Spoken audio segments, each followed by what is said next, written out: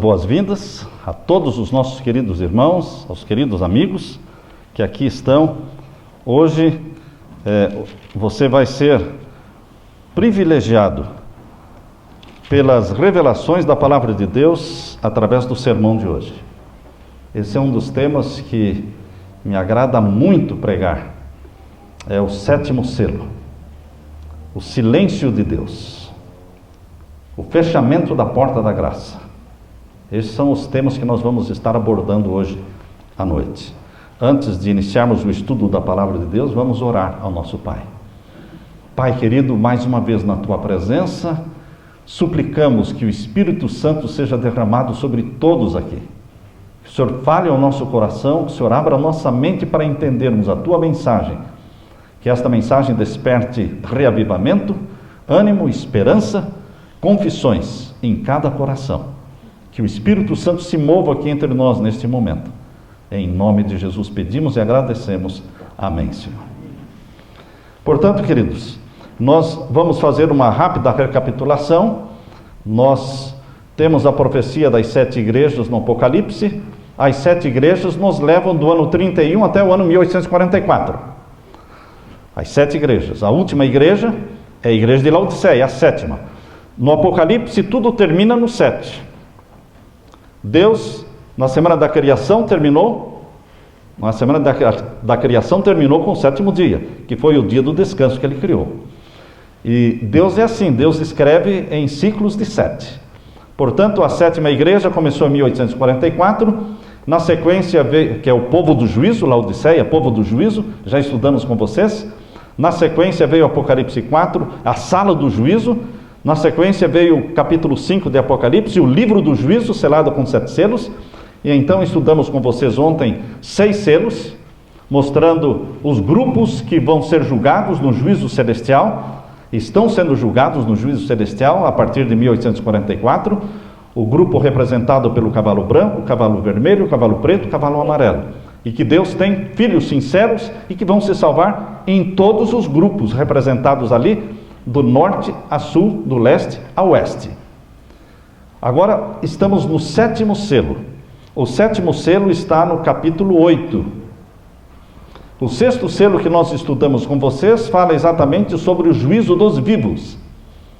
A última coisa que Deus vai fazer antes de fechar a porta da graça será o juízo dos vivos. Vai selar os vivos, uns para a vida eterna, outros para a perdição eterna.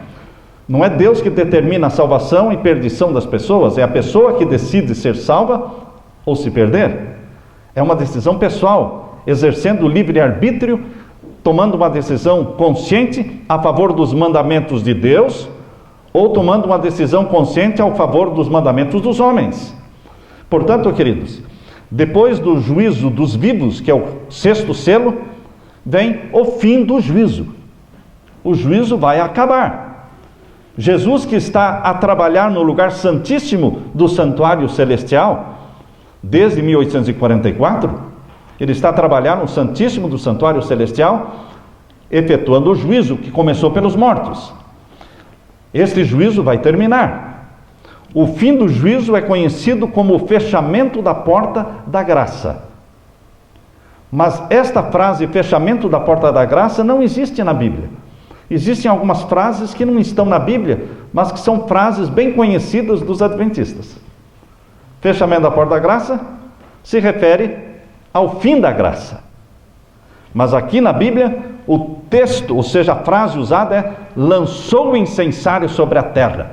Essa é a expressão bíblica, lançou o incensário sobre a terra. A expressão profética para o fechamento da porta da graça.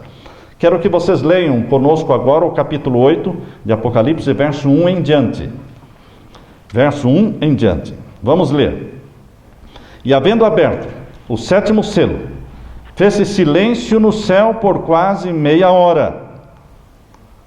E viu os 7 anjos que estavam diante de Deus, e foram-lhes dadas 7 trombetas. E veio outro anjo, e pôs-se junto ao altar, tendo um incensário de ouro, e foi-lhe dado muito incenso, para opor com as orações de todos os santos sobre o altar de ouro que está diante do trono. E o fumo do incenso subiu com as orações dos santos, desde a mão do anjo até diante de Deus. E o anjo tomou o incensário, e o encheu do fogo do altar, e o lançou sobre a terra. E houve depois vozes e trovões e relâmpagos e terremotos. E os 7 anjos, que tinham as 7 trombetas, prepararam-se para tocá-las. Agora vamos meditar nestes versos que nós lemos aqui no capítulo 8, que estão dentro do 7º selo. O verso 1 diz: havendo aberto o 7º selo, fez-se silêncio no céu, por quase meia hora. Essa meia hora não é uma meia hora profética e também não é uma meia hora literal. Mostra quão rápido será o tempo na abertura do 7º selo, quão rápido vai ser o tempo. O menor período profético que existe é de um dia. Um dia eu dei para cada ano. Então esse é o menor período profético que a Bíblia menciona, é um dia. Nós entendemos que 1 hora ou meia hora mostra a rapidez com que o evento vai ocorrer. E este evento vai ocorrer no 7º selo. O que vai ocorrer no 7º selo? Quando o 7º selo for aberto, o verso 2 diz que João, quando o 7º selo foi aberto, João viu o que ele não tinha visto antes. Verso 2, ele viu 7 anjos. E esses 7 anjos que estavam diante de Deus receberam nas suas mãos 7 trombetas. Importante, queridos, que os 7 anjos não receberam as 7 trombetas antes que o 7º selo fosse aberto. Eu pergunto para você, será que o 7º selo já foi aberto? O que você acha? Todos os teólogos adventistas acreditam que o 7º selo ainda não foi aberto. Alguns acreditam que o 7º selo, ao ser aberto, está falando que é a volta de Jesus. Mas aqui a Bíblia está falando que quando o 7º selo é aberto, não é a volta de Jesus. O 7º selo é aberto, e nessa abertura do 7º selo, João viu 7 anjos que recebem 7 trombetas. Então existem muitos eventos a se desenrolarem a partir da abertura do 7º selo. É importante que a gente entenda, irmãos, que todos os 7, eles começam, mas não terminam antes da volta de Jesus. A 7ª igreja começou em 1844, mas não para. Ela vai correndo o tempo até a volta de Jesus. O 7º selo será aberto, mas não para ali. Ele continua correndo até a volta de Jesus. O tempo do 7º selo vai até a volta de Jesus. A 7ª igreja vai até a volta de Jesus. Tudo culmina no número 7. Tudo culmina no número 7. Então, os 7 anjos receberam as 7 trombetas quando o 7º selo foi aberto. Será que estas trombetas já estão sendo tocadas? Será que estas trombetas foram tocadas na Idade Média, no passado? Existe uma interpretação historicista das trombetas que diz que as trombetas foram tocadas já desde o 4º, 5º século. Mas existe também a interpretação escatológica das trombetas, dizendo que elas não foram tocadas porque os anjos ainda não receberam as trombetas. E quando receberem, vão tocar as trombetas. Está no futuro. Então são duas linhas de interpretação, a historicista e a escatológica. Mas aqui vejam agora, queridos, o verso 3. E veio outro anjo e pôs-se junto ao altar, tendo um incensário de ouro. Você acha que anjo pode ter incensário na mão? Anjo pode interceder pelos pecadores? Se os anjos pudessem interceder pelos pecadores, Jesus não precisaria ter morrido na cruz para se tornar nosso advogado, nosso intercessor, nosso sacerdote. Ele também poderia ter intercedido por você sem ser humano.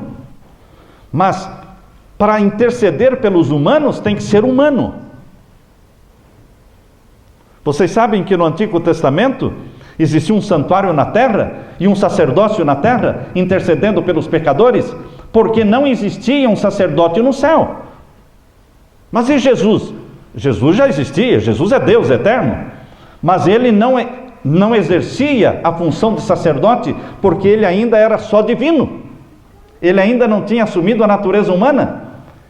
Por isso existia o sacerdócio na terra, humanos intercedendo por humanos diante de Deus.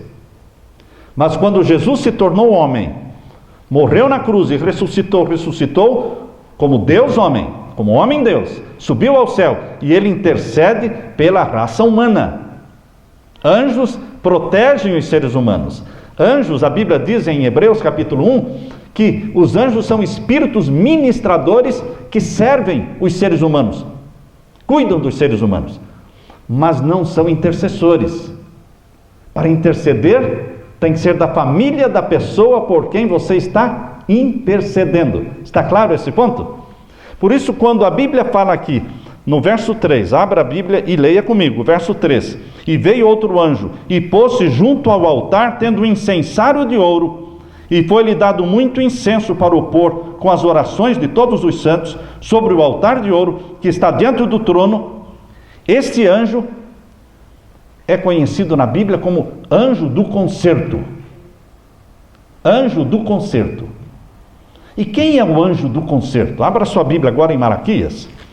Abra sua Bíblia agora em Malaquias. É o último livro do Antigo Testamento. Abra a Bíblia. Risque a Bíblia. Pinte a Bíblia. Porque quando você está grifando a Bíblia, quando você está colorindo a Bíblia, você está marcando tudo isso na sua mente. É olho na Bíblia. Para que você possa dar razão da sua fé. Quando alguém perguntar para você, você abre lá onde está marcado e lê para a pessoa. Se você não marca nada, a Bíblia fica limpinha, bonitinha, mas a sua mente está vaziinha também. Mente vazia. Bíblia limpinha, mente vazia. A Bíblia tem que ser toda colorida, para que você saiba manejar a espada da palavra de Deus, para abrir e mostrar para as pessoas. Onde é que a Bíblia diz que Jesus Cristo é um anjo? Jesus não é anjo, mas é um título que Jesus recebe, de anjo do concerto, anjo da aliança. Abra a sua Bíblia então em Malaquias capítulo 3, verso 1 em diante. Todos acharam? Então vamos ler o capítulo 3 de Malaquias, verso 1 em diante. Eis que eu envio o meu anjo, que preparará o caminho diante de mim, e de repente virá ao seu templo o Senhor, a quem vós buscais, o anjo do concerto, a quem vós desejais. Eis que vem, diz o Senhor dos exércitos. Estão percebendo aí? Vamos ler de novo esse verso 1? Eis que eu envio o meu anjo, que preparará o caminho diante de mim. Quem que preparou o caminho para Jesus? Quem? João Batista é chamado de anjo, mas ele não é anjo. Mas ele é chamado de anjo. Eis que eu envio o meu anjo diante de mim, que preparará o caminho para mim. Porque anjo quer dizer mensageiro. Então o mensageiro que preparou o caminho para Jesus foi João Batista. Mas agora na sequência, vejam. E de repente, estão lendo comigo? De repente virá ao seu templo o Senhor. Quem é o Senhor? Deus. Pai, Filho e Espírito Santo. Quem é que veio ao templo? Foi o Pai que veio ao templo? Foi o Pai que chegou no templo de Jerusalém? O Filho. O Pai jamais ninguém viu. Sim. Sabe de alguém que viu o Pai? Só o Filho viu o Pai. Nenhum ser humano jamais viu o Pai. Se você disser, não, mas Adão viu. Quem falou para você que Adão viu? Quem era o Deus que conversava com Adão na viração do dia? Quem era o Deus que aparecia no Jardim do Éden e conversava com Adão? O Pai, o Filho e o Espírito Santo. O Filho, sempre o Filho. Não há comunicação entre o céu e a terra, irmãos. Nunca houve e nunca haverá comunicação entre o céu e a terra que não seja através de quem? Filho. Ele é a escada de Jacó. Ele é a escada de Jacó que liga o céu e a terra.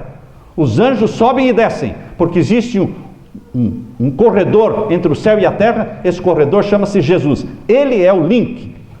Com a mão Jesus segura na mão da família humana, e com outra mão ele segura na mão do Pai. Ele é quem liga o céu e a terra. Portanto, queridos, este Senhor que veio ao templo é o Deus Filho, que quando nasceu da Virgem Maria recebeu um nome humano de Jesus.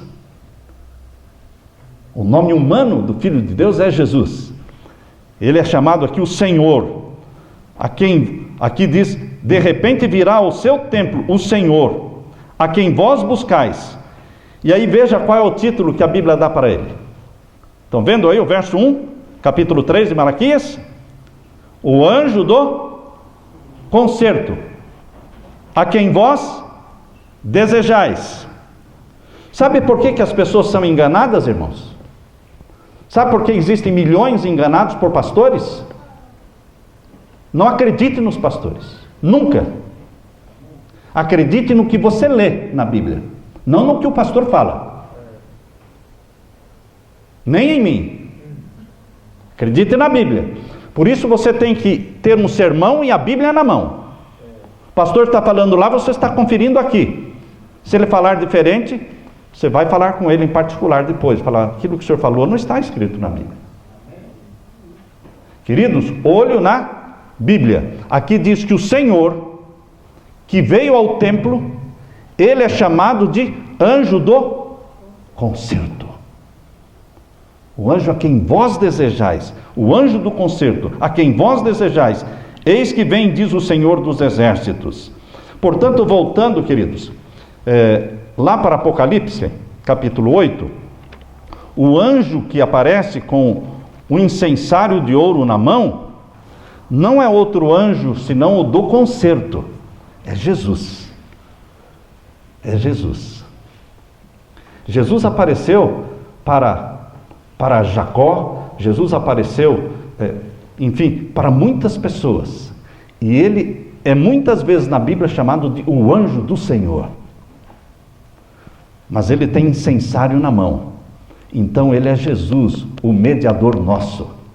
Ele enche esse incensário de ouro, diz o capítulo 8 de Apocalipse, verso 3. Estão olhando aí, lendo comigo? Ele enche incensário de ouro com muito incenso. Muito incenso significa muita intercessão. Muita intercessão significa muita conversão, muita salvação. A conversão da hora undécima, a conversão da multidão do tempo do fim, que ninguém podia contar. Ela acontecerá antes do fechamento da porta da graça, exatamente no tempo da última intercessão de Jesus. A última intercessão de Jesus, junto ao altar de ouro do santuário do céu, é uma intercessão grande, porque é muito grande a conversão. O evangelho começou com 3... Quantos se converteram num dia, irmãos? Quantos? E agora, quantos vão se converter no tempo do fim, quando a chuva serôdia? Quando a chuva serôdia for derramada, irmãos, não vai ser 3.000 num dia, vão ser milhões num dia, porque é muito incenso que Jesus está colocando no incensário. E agora vejam o verso 4: e o fumo do incenso subiu com as orações dos santos, desde a mão do anjo até diante de Deus.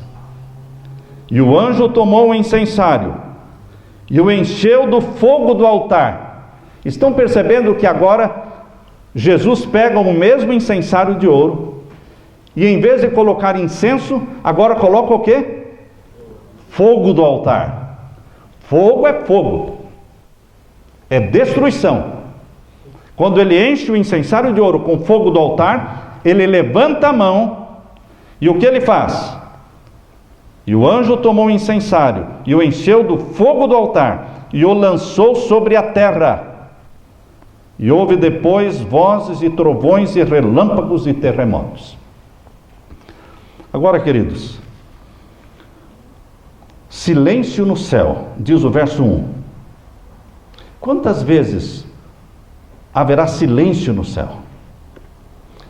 Interessante que quando você lê o livro Desejado de Todas as Nações, e eu trouxe esse texto para vocês, para ler para vocês, quando você lê o livro Desejado de Todas as Nações,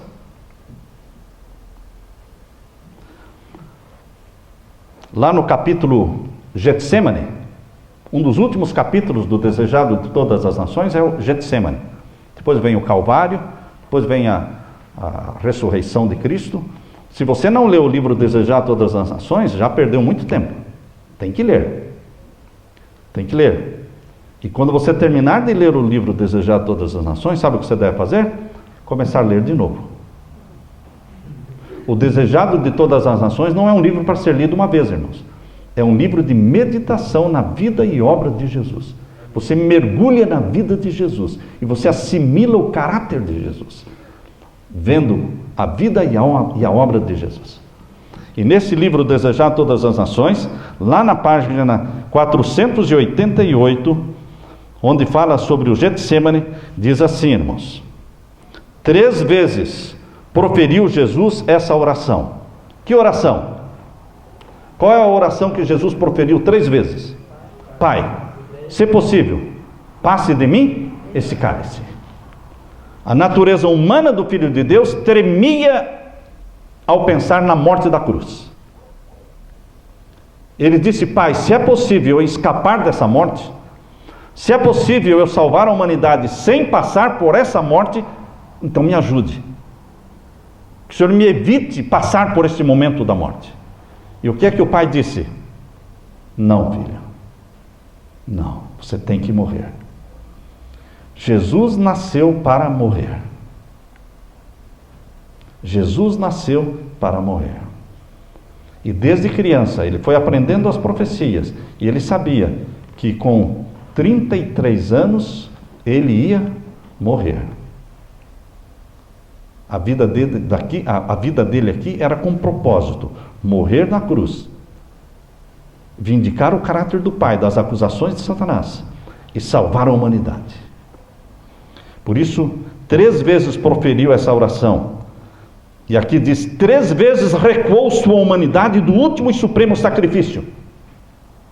3 vezes a humanidade de Cristo recuou diante do sacrifício. Surge, porém, então a história da raça humana diante do Redentor do mundo. Vê que os transgressores da lei, se deixados, têm de perecer. Vê o desamparo do homem, vê o poder do pecado, as misérias e os ais do mundo condenado erguem-se diante de Jesus. Contempla-lhe a sorte iminente e decide-se: salvará o homem, custe o que custar, da sua parte. Aceita o seu batismo de sangue, para que, por meio dele, milhões de almas a perecer obtenham a vida eterna. Deixou as cortes celestiais, onde tudo é pureza, felicidade e glória, para salvar uma única ovelha perdida, o único mundo caído pela transgressão, e não se desviará da sua missão. Tornar-se-á propiciação de uma raça que quis pecar. Sua prece agora respira apenas submissão. Se este cálice não pode passar de mim sem eu o beber, faça-se a tua vontade. Havendo tomado essa decisão, Jesus cai moribundo no solo do qual se erguera parcialmente, onde se achavam então os discípulos para pôr ternamente as mãos sobre a cabeça do desfalecido mestre e banhar aquela fronte, na verdade, mais desfigurada que a dos outros filhos dos homens. O Salvador pisou sozinho o lagar, e do povo nenhum com ele havia. Mas Deus sofria com o seu Filho. Anjos contemplavam a agonia do Salvador no Getsemane. Viam o seu Senhor circundado de legiões das forças satânicas. Cristo estava circundado por legiões de demônios, tentando fazê-lo desistir de morrer pela humanidade. Porque se ele desistisse de morrer por você e por mim, nós continuaríamos eternamente perdidos. Ele não, ele poderia voltar para o Pai, porque ele nunca teve pecado. Então, queridos, ele podia voltar para o céu e ocupar a posição que ele sempre teve de comandante das hostes celestiais. Mas ele não desistiu, queridos. Aqui diz: ele estava circundado de legiões de forças satânicas. Sua natureza, vergada ao peso do misterioso pavor que todo o fazia tremer. Houve silêncio no céu. Nenhuma harpa soava. Vocês prestaram atenção no que Deus escreveu através da sua serva? Houve silêncio no céu. Nenhuma harpa soava.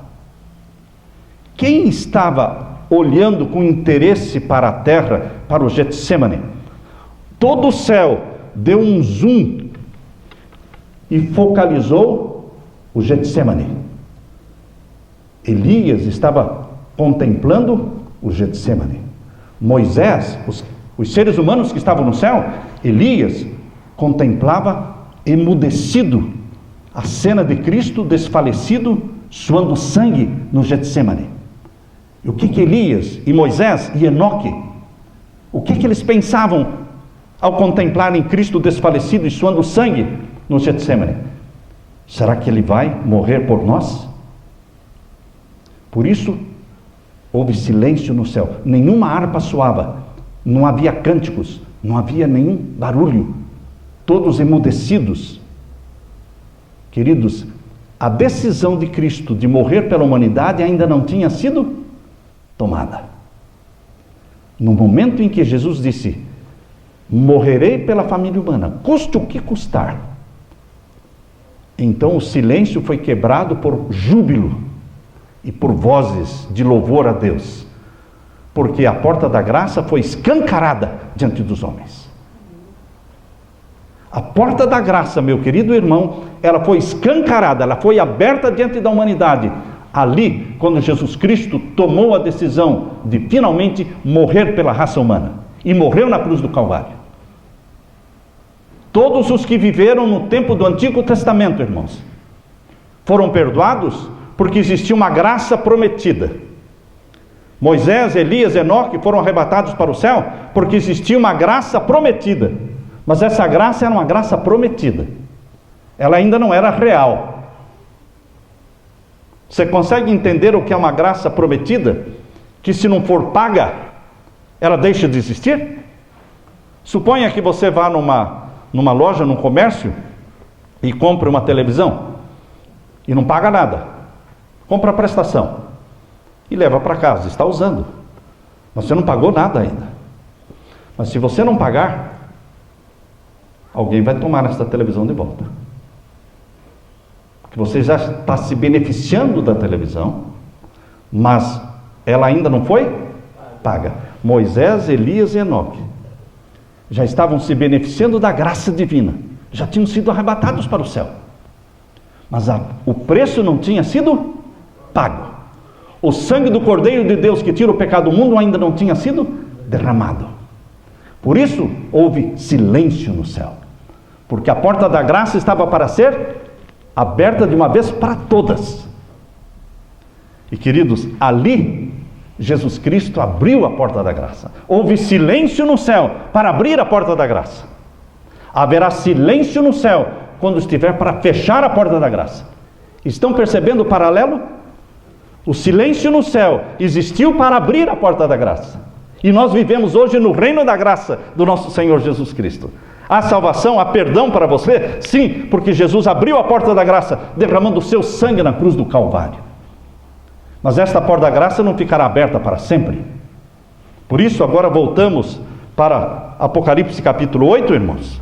Voltamos para Apocalipse capítulo 8, mencionando que quando for aberto o sétimo selo, a abertura do sétimo selo anuncia o fechamento da porta da graça. Quando Jesus estiver para fechar a porta da graça e falar: permaneça o imundo na sua imundícia e permaneça o santo na sua santidade, antes dele proferir esta palavra, que é realmente o fim da graça, há silêncio no céu. Por que há silêncio no céu? Porque quando Jesus está para fechar a porta da graça, ele contempla e vê que milhões de pessoas ainda não foram seladas pelo selo do Deus vivo. Milhões de pessoas sinceras. E ele contempla aquela multidão que ainda não foi selada. A Bíblia chama de os conversos da hora 1/10. Você entende essa expressão? Convertidos na hora 1/10? Porque na Bíblia o dia tem 12 horas e a noite tem 12 horas. E a parábola que Jesus contou é que o Senhor saiu a contratar trabalhadores para a sua vinha. De manhã contratou: vão trabalhar na minha vinha. E ao meio-dia saiu contratar trabalhadores: vão trabalhar na minha vinha. E 3 horas da tarde saiu contratar e foram. Finalmente era 5 horas da tarde, hora 1/10. Ele saiu e encontrou na praça muita gente sem trabalhar. Por que vocês estão aí sem trabalhar o dia todo? Ninguém nos chamou. Então vão trabalhar na minha vinha.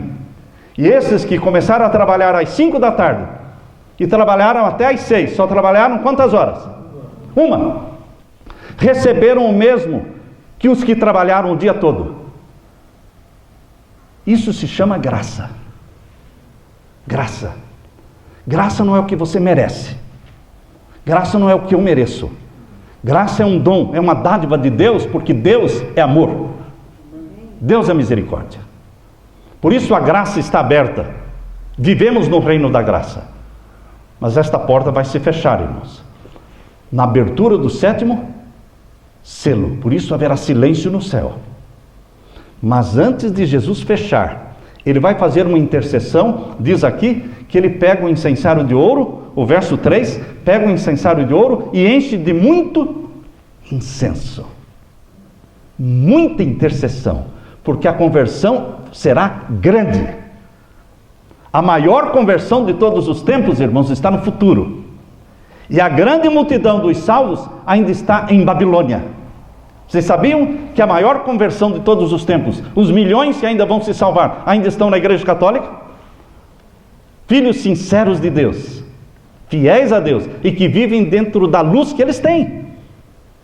E espalhados por todas as religiões do mundo, existem pessoas sinceras. E Jesus vai fazer a intercessão. Aquele filho por quem você orou e jejuou, aqueles pais que morreram jejuando e orando pelos seus filhos, e que não tiveram oportunidade de verem os seus filhos convertidos, não tiveram oportunidade de verem a conversão, a transformação dos filhos. Estes filhos vão ser alcançados pela última intercessão de Jesus, porque Jesus não vai fechar a porta da graça. Jesus não vai lançar o incensário sobre a terra antes de interceder pelos filhos pelos quais você orou e jejuou. Porque você pode morrer orando por alguém, mas a sua oração não morre, meu irmão. Pessoas morrem, oração não morre. As orações continuam vivas depois da morte. Como? A oração que Estevão fez.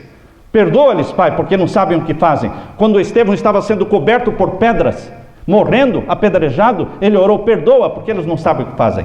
Essa oração continuou viva depois da morte de Estevão. E foi essa oração que levou Saulo à conversão. Porque as palavras da oração de Estevão nunca mais saíram dos ouvidos de Saulo. E quando Saulo tentava dormir e fechar os olhos, aquela oração estava sendo ecoada na mente de Saulo: perdoa-lhes, porque não sabem o que estão fazendo. Até que Saulo se converteu a Jesus. Orações não morrem. Não desista de orar pelo seu filho. Não desista de orar pelo seu marido, pela sua esposa. Não desista de orar, mesmo que ele seja... não exista nenhum vestígio de esperança. Continue orando. A graça divina alcança. Não existe caso perdido para Deus, queridos. Não existe. Então esta é a última intercessão que Jesus fará na abertura do 7º selo. Mas, queridos, depois que Jesus termina essa intercessão, leia comigo de novo o capítulo 8 e o verso 5 agora. Olhe na Bíblia. Se alguém perguntar para você, onde a Bíblia diz que a porta da graça vai se fechar? Você diz: essa expressão, fechamento da porta da graça, não existe na Bíblia. A expressão bíblica, porque é uma expressão adventista, fechamento da porta da graça. Qual é a expressão bíblica? Lançar o incensário sobre a terra. Quando Jesus lança o incensário sobre a terra, ele não mais intercede. Não há mais salvação. Não há mais perdão. Existem algumas expressões que nós usamos, mas, por exemplo, decreto dominical. Você não encontra essa expressão na Bíblia. Na Bíblia você encontra sinal da besta. Você encontra abominação desoladora. São expressões que se referem ao decreto dominical. É a mesma coisa, irmãos. Fechamento da porta da graça. Não existe essa frase na Bíblia, mas existe Cristo. Veja aí o verso 5 agora. Aqui exatamente é o fechamento da porta da graça. Capítulo 8, verso 5 de Apocalipse. Abertura do 7º selo.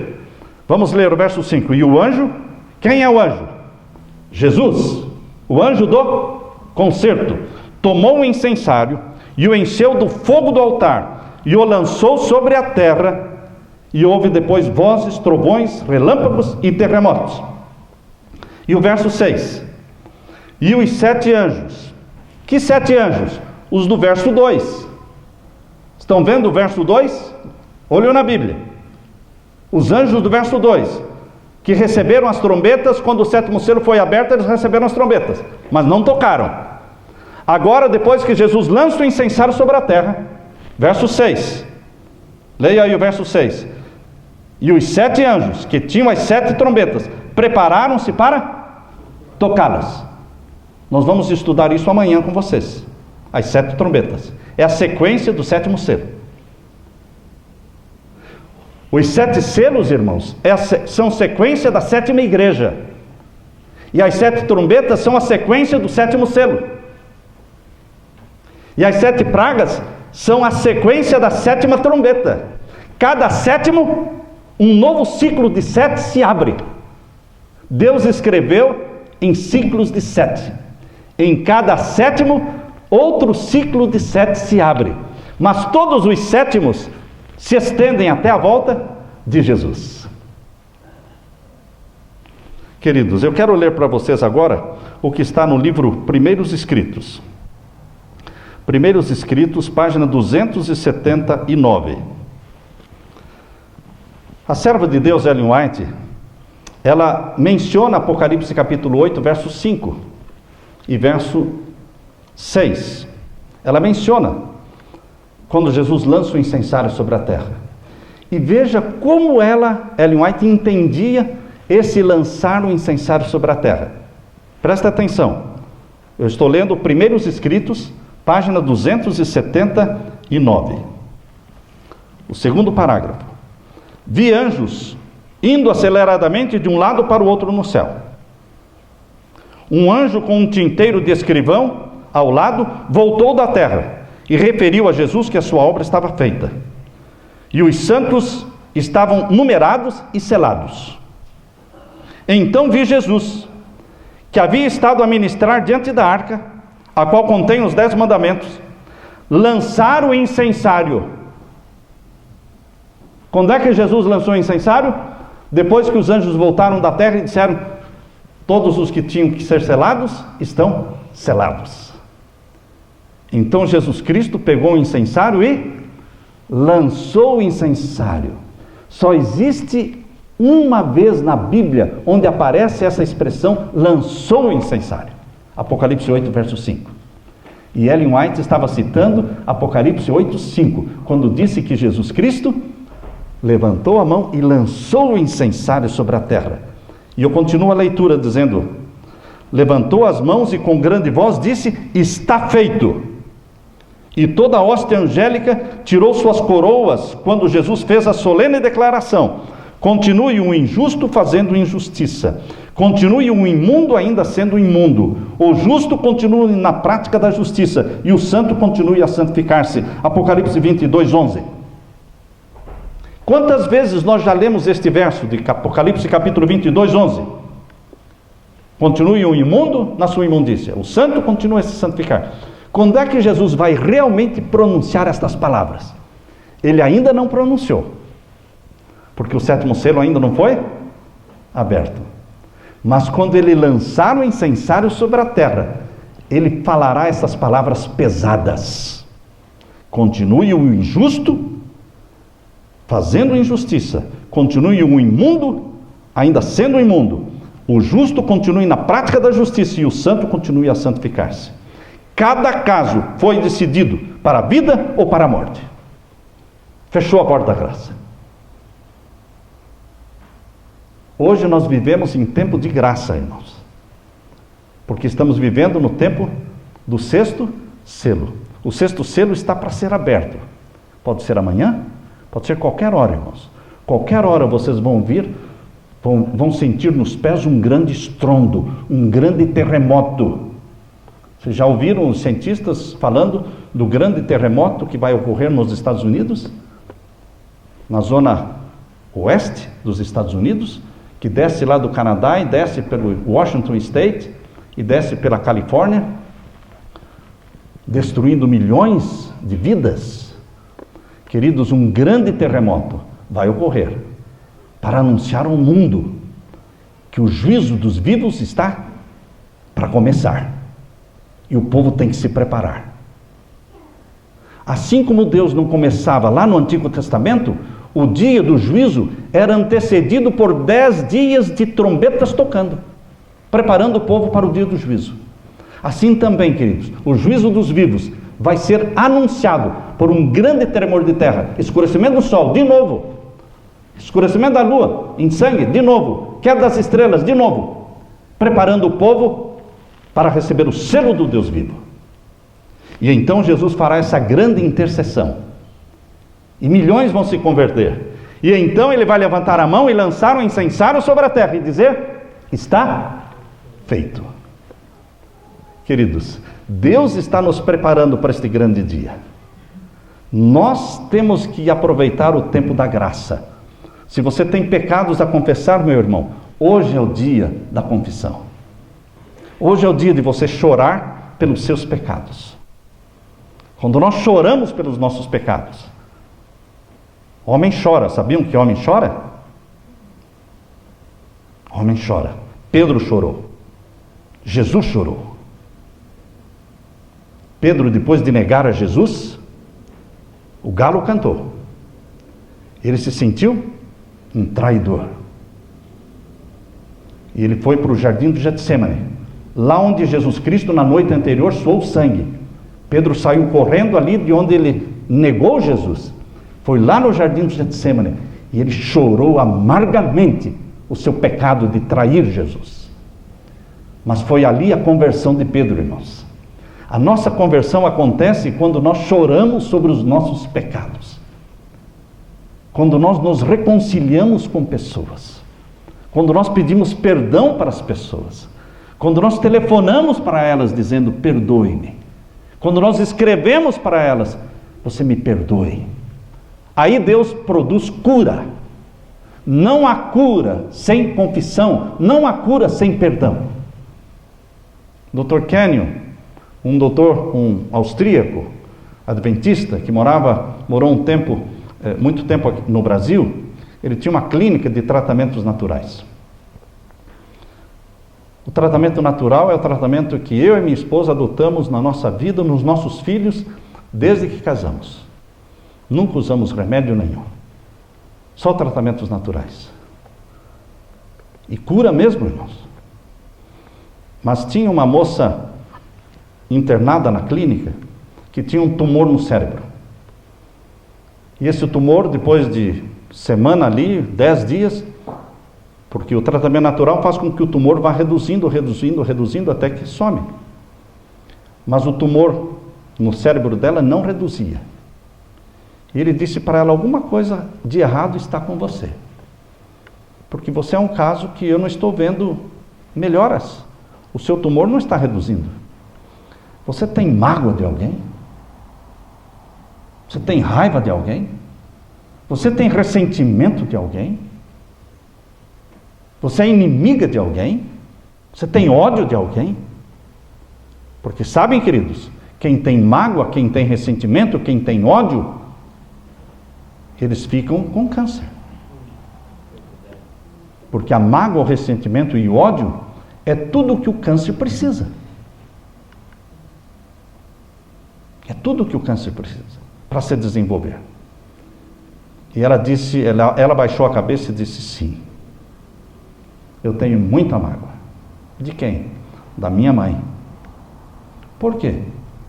Porque quando eu nasci, ela não cuidou de mim, ela me deu para minha avó. Eu me senti rejeitada por minha mãe, quem me criou foi a minha avó. E eu nunca perdoei isso que a minha mãe me fez. O Dr. Kenyon disse para ela: minha filha, ou você perdoa sua mãe, ou você vai ficar com esse tumor. Porque esse tumor não vai ser curado sem o perdão. Não tem como. Os remédios de Deus funcionam assim, irmãos. Perdão é saúde, é cura. E para você perdoar uma pessoa, ela não precisa merecer o perdão, você sabia? Para você perdoar uma pessoa, ela não precisa merecer o perdão. Você sabia que para você perdoar uma pessoa, ela não precisa pedir perdão para você? Ela não precisa pedir. Ela não me pediu perdão. E quem disse que para você perdoar ela tem que pedir perdão? Você pode liberar o perdão sem ela pedir. Porque mesmo que ela não queira o perdão, você deu o perdão e a saúde vem para você. Você vive. Por que reter o perdão? Por que reter o perdão? Libera o perdão e viva feliz, sorria. Então ela decidiu escrever uma carta para a mãe, dando perdão para a mãe. Daquele dia em diante, o tumor começou a reduzir, a regredir, pouco a pouco. É milagroso o perdão, irmãos. E é tão simples falar, eu te perdoo. Eu te perdoo. Deus está dando para você hoje a oportunidade de viver na graça. Quem vive na graça, usa de graça com os outros. Quando as pessoas são duras com os outros e não perdoam os outros, é porque elas não desfrutam da graça, não sabem o que é graça. Deus quer que você desfrute da graça. Vivemos no reino da graça e um dia vamos viver no reino da glória do nosso Senhor Jesus Cristo. Mas agora é o dia da confissão, é o dia do perdão, é o dia da reconciliação. Que a graça do meu Senhor Jesus Cristo encha a sua mente, a sua vida, o seu coração e faça você uma pessoa feliz, perdoadora, liberando perdão para familiares, para inimigos. Coloque o nome dos seus inimigos na sua oração. No topo da sua lista, coloque os nomes das pessoas que mais prejudicaram você. Eles estão no topo da sua oração e você diz, Senhor, perdoa-os. Perdoa-os, porque eu também preciso do teu perdão. Use misericórdia com estes meus inimigos, porque eu também preciso da tua misericórdia. Amém, irmãos? Amém. Eu gostaria de, neste momento, orar com aqueles que querem, diante de Deus, falar, Senhor, eu quero desfrutar da tua graça. Eu quero pedir perdão a quem eu tenho que pedir perdão. Eu vou fazer isso hoje. Eu vou escrever um bilhetinho hoje. Eu vou telefonar para alguém hoje. Porque eu preciso da cura. Eu preciso da salvação.